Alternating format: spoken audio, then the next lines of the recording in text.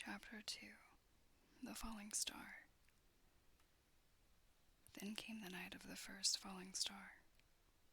It was seen early in the morning, rushing over Winchester eastward. A line of flame high in the atmosphere. Hundreds must have seen it and taken it for an ordinary falling star. Albin described it as leaving a greenish streak behind it that glowed for some seconds. Denning, our greatest authority on meteorites, stated that the height of its first appearance was about 90 or 100 miles. It seemed to him that it fell to Earth about 100 miles east of him. I was at home at that hour and writing in my study, and although my French windows faced towards Ottershaw and the blind was up, for I loved in those days to look up at the night sky, I saw nothing of it. Yet this strangest of all things that ever came to Earth from outer space must have fallen while I was sitting there, visible to me had I only looked up as it passed. Some of those who saw its flight say it traveled with a hissing sound. I myself heard nothing of that. Many people in Berkshire, Surrey, and Middlesex must have seen the fall of it, and at most have thought that another meteorite had descended. No one seems to have troubled to look for the fallen mass that night. But very early in the morning, poor Ogilvy, who had seen the shooting star and who was persuaded that a meteorite lay somewhere on the common between Horsell, Ottershaw, and Woking, rose early with the idea of finding it. Find it he did soon after dawn, and not far from the sandpits. An enormous hole had been made by the impact of the projectile, and the sand and gravel had been flung violently in every direction over the heath, forming heaps visible a mile and a half away. The heather was on fire eastward, and a thin blue smoke rose against the dawn. The thing itself lay almost entirely buried in sand. Amidst the scattered splinters of a fir tree it had shivered to fragments in its descent. The uncovered part had the appearance of a huge cylinder caked over, and its outline softened by a thick, scaly, dun-colored incrustation. It had a diameter of about 30 yards. He approached the mass, surprised at the size, and more so at the shape, since most meteorites are rounded more or less completely. It was, however, still so hot from its flight through the air as to forbid his near approach. A stirring noise within its cylinder he ascribed to the unequal cooling of its surface, for at that time it had not occurred to him that it might be hollow. He remained standing at the edge of the pit that the thing had made for itself, staring at its strange appearance, astonished chiefly at its unusual shape and color, and dimly perceiving, even then, some evidence of design in its arrival. The early morning was wonderfully still, and the sun, just clearing the pine trees towards Weybridge, was already warm. He did not remember hearing any birds that morning. There was certainly no breeze stirring, and the only sounds were the faint movements from within the cindery cylinder. He was all alone on the common.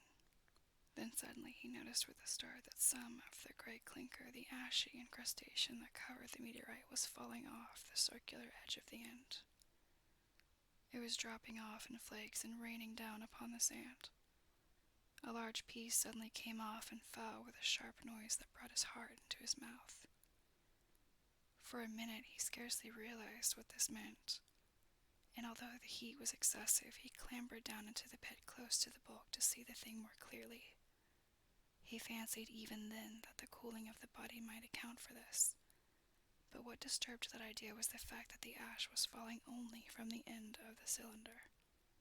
And then he perceived that very slowly the circular top of the cylinder was rotating on its body. It was such a gradual movement that he discovered it only through noticing that a black mark that had been near him 5 minutes ago was now at the other side of the circumference. Even then he scarcely understood what this indicated, until he heard a muffled grating sound and saw the black mark jerk forward an inch or so. Then the thing came upon him in a flash. The cylinder was artificial, hollow, with an end that screwed out. Something within the cylinder was unscrewing the top. "Good heavens," said Ogilvy. "There's a man in it. Men in it, half roasted to death trying to escape." At once, with a quick mental leap, he linked the thing with the flash upon Mars. The thought of the confined creature was so dreadful to him that he forgot the heat and went forward to the cylinder to help turn. But luckily the dull radiation arrested him before he could burn his hands on the still glowing metal. At that he stood irresolute for a moment, then turned, scrambled out of the pit, and set off running wildly into Woking. The time then must have been somewhere about 6 o'clock. He met a wagoner and tried to make him understand, but the tale he told and his appearance were so wild. His hat had fallen off in the pit that the man simply drove on. He was equally unsuccessful with the potman who was just unlocking the doors of the public house by Horsell Bridge. The fellow thought he was a lunatic at large and made an unsuccessful attempt to shut him into the taproom. That sobered him a little, and when he saw Henderson, the London journalist, in his garden, he called over the palings and made himself understood.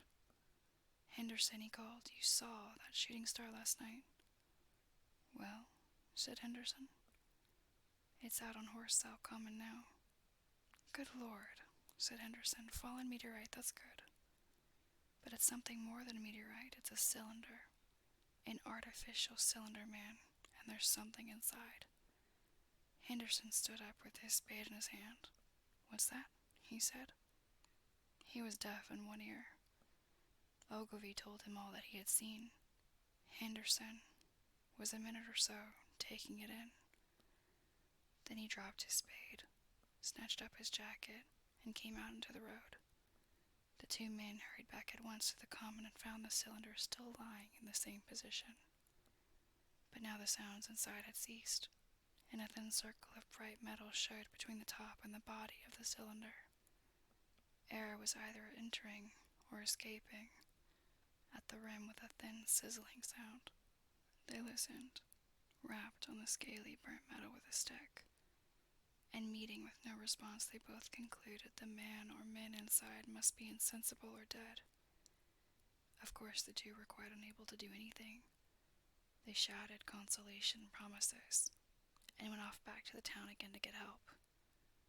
One can imagine them covered with sand, excited and disordered, running up the little street in the bright sunlight just as the shop folks were taking down their shutters, and people were opening their bedroom windows. Henderson went into the railway station at once, in order to telegraph the news to London. The newspaper articles had prepared men's minds for the reception of the idea. By 8 o'clock, a number of boys and unemployed men had already started for the common to see the dead men from Mars. That was the form the story took. I heard of it first from my newspaper boy about 8:45, when I went out to get my daily chronicle. I was naturally startled, and lost no time in going out and across the Ottershaw Bridge to the sandpit.